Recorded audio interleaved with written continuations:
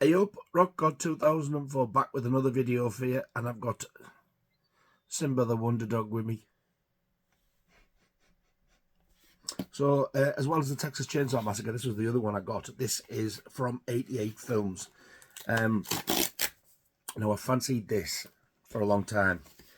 I seen it in HMV once, and I seen that John from Mondo Chelovic, I'll leave a link below, not that you'll need it, he got it because he collects the Italian collection, and I've heard him rave about this film a few times, and I thought, you know, it sounds such a cracker, this. And I just happened to go on 88 Films website, and it was in the sale, reduced from, I think it was 28 quid to 15.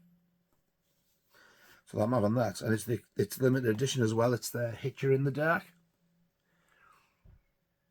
It is an 18. Sexual threat, sexualized violence.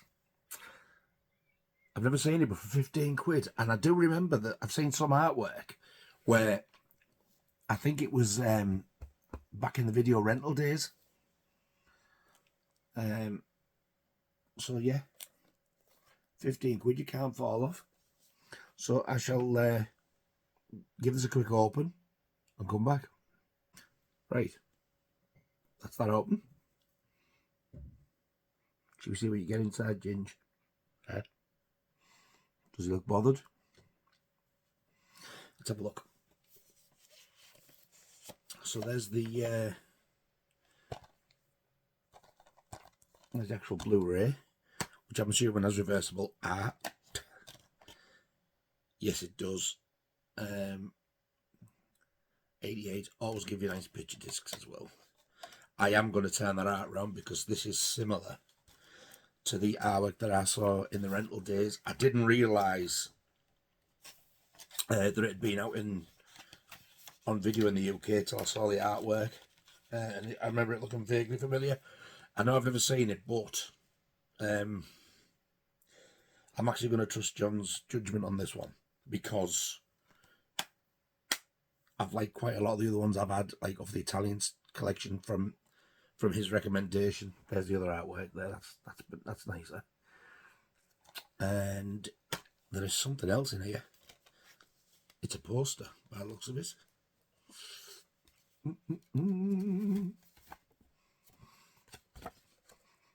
Oh, I love their posters on that nice card. Not the cheap, shiny stuff. It's the new artwork, which looks actually really, really good.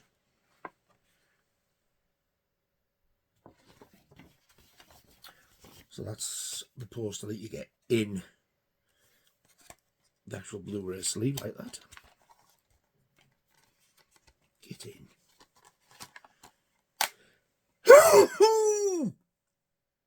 I do apologise. And oh, it is one of those booklets that you don't know whether to call it a booklet or a book, because I won't show anything just in case. That's not too... Oh. Whoops, I'm glad I didn't show that there. But yeah, nice colour images.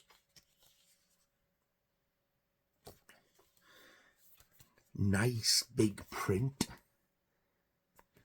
So you're not squinting. Do we get anything else? Can't show you that. There's the artwork on the poster there, which was also, if I remember rightly, on the VHS sleeve. It must have been because it looks so familiar. It's the sunglasses I recognise on it. Yeah, I'm really looking forward to seeing this. Oh, I didn't know it's an Umberto Bell End Umberto Lenzi film, who did Cannibal Ferox, amongst others, and The Tough Ones, I think it's called, The Tough Ones, yeah. Did that as well, but that's a nice booklet and artwork. And it's a slip box. It's one of them. And you'd be pleased to know a couple of others turned up the other day. This was one that turned up, and I watched this last night. And what a cracking film. I absolutely loved it. Thoroughly enjoyed it. Blood on Satan's Claw, which I've now found out was actually the US title. The UK title was Satan's Skin, and it's Satan's Skin that actually comes on the main credits at the beginning. Took a while to get this because people are wanting really, really stupid money for it, and I got it for a really, really decent price. These are limited edition numbered, and there's only 4,000 of them, and I got number. It's quite low number as well.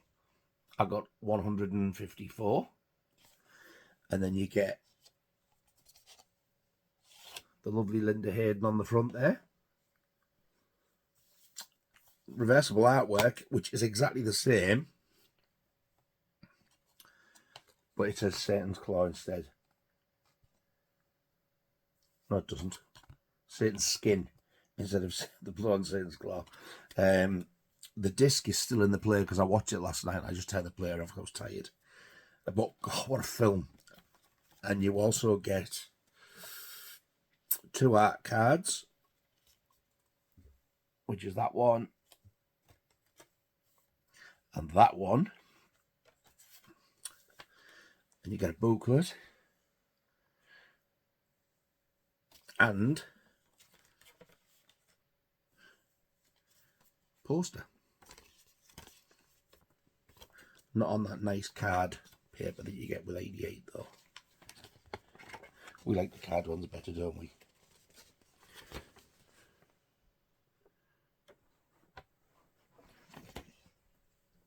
I thought he was jumping down, now he's laid down. Bless him. But yeah, honestly, what a film. It was so different, especially when you consider the age of the film. It was kind of a bit like a Hammer film, but a bit gorier. There was a scene I wasn't expecting. Let's just say that it was an assault. You know the word beginning with R. And I didn't see that one coming a mile. When you consider as well, it was 1971, and they were a bit sort of like, ooh, then. It just says a scene, not scenes, scene of sexual violence, strong bloody violence. I was surprised at the level of the assault and the violence in it. Don't get me wrong, it's nothing like violent as in Exorcist or like for the time 71 Clockwork Orange. It's not like that violent. It's more like you get a little bit of gore that you didn't see before. It would be very violent for a Hammer film, put it that way. It basically starts as well with this lad. He works in a farmer's field, and it's like set in the 1800s, I think it is. So what he's ploughing the field with, poor bugger, he's pushing it. He looks absolutely exhausted. And this thing is tearing up the soil where, like, you see people in tractors doing now, but he was pushing this. And he stops and he sees something. And he goes over to it. He finds some bones. And he moves a bit of the soil, and there's this eye looking up at him. It's like as part of a face. Well, and he's off, and he runs to the, I can't remember if he's a judge or a policeman. He's like dressed like sort of a Quakery type of thing, though. And he tells him about it, and the bloke says, "You're wasting me time." But his wife goes, "Go and have a look, please, just for my peace of mind." So they go back to the spot. It's gone.